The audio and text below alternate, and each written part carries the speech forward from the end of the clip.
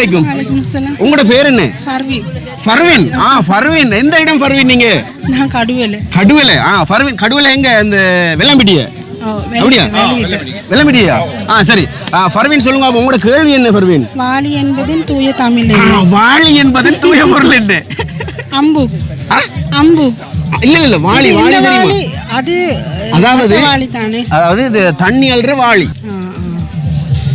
வாளி. வாளி. அது தெரியும். சரி. என்னவா இருக்கும்? சரியா? அப்ப என்ன செய்யலாம்? இவருக்கு ஒரு தண்டனை கொடுக்கணும். சரி, சத்தமா சொல்லுங்க. தமிழ் சத்தம். தமிழ் சத்தம். நல்ல சத்தமா. நல்ல இப்படி கைய புடிச்சு தமிழ் சத்தம்னு சொல்லணும். தமிழ் சத்தம். நல்ல சத்தமா சொல்லணும். சத்தமா வராது.